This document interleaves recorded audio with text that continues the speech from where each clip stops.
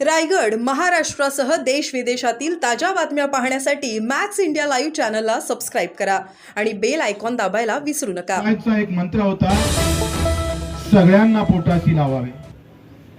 निवळ अफजल खान मारला एवढाच इतिहास नाही, इथं आम्ही असणाऱ्या सर्व गोरगरीब कष्टकरी अडचणीत असणारे लोक आणि कष्ट करणारे लोक राज्याच्या तिजोरीच्या बाहेर नसले पाहिजे। आम्ही योजना आणल्या पाहिजे त्या कष्ट करणाऱ्यांसाठी। तुम्ही MIDGचे मंत्री आहे, रोजगार हमी योजना, प्रचंड कष्ट करणारा मजूर या महाराष्ट्राच्या कानाकोपऱ्यात आहे, पण भारत सरकार, राज्य सरकार नाही, भारत सरकार त्यांची मजुरी गेल्या 5 महिन्यापासून देत नाहीये। हक्काची मजुरी सुद्धा त्यांना भेटत नाही। कित्येक दिव्यांगांना 5-5 महिन्यापासून त्यांचं मानधन भेटत नाही। मी जेव्हा सभागृहात होतो तेव्हा अजितदादाला प्रश्न केला होता का आमचं मानधन दर महिन्याच्या 5 तारखेला का भेटत नाही।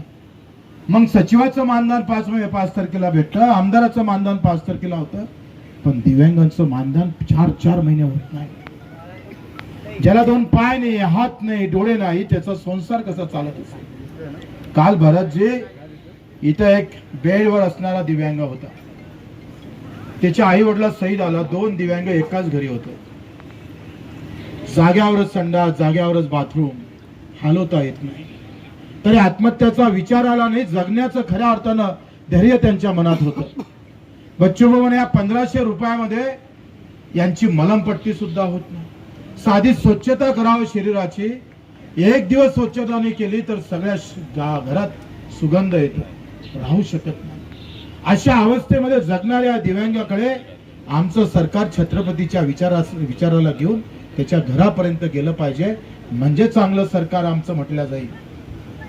एकनाथजी शिंदेच्या माध्यमातून दिव्यांग मंत्रालय निर्माण झालं, त्यांना आम्ही नतमस्तक होतो, त्यांना धन्यवाद देतो आणि अभिमानानं त्यांचं नाव नेहमी आम्ही घेत राहतो। ज्याला डोळे नाही त्यानं आपल्या आईचा चेहरा पण पाहिला नाही। कसा रायगड असेल, कसा माझा छत्रपती शिवाजी महाराज दिसत असेल, त्या अंध अपंगांना माहित नाहीये, तरी तो छत्रपती शिवाजी महाराजांच्या पुतळ्याजवळ जातं आणि आपला फोटो काढतो, त्याच्यातच तो सार्थ समजतं जीवनाचं। डोळ्यातलं पाणी दिसत नाही, पण चेहऱ्यावरचा आनंद मात्र लपत नाही। भारतजी मूकबधीर आहे, दिव्यांग आहे, पाय नसणारे आमचे मुकलजी, 2 पाय नाही आहे, ते कोकण विभागाचे प्रमुख आहे। अख्खा सगळा गाडा त्यांनी चालवला।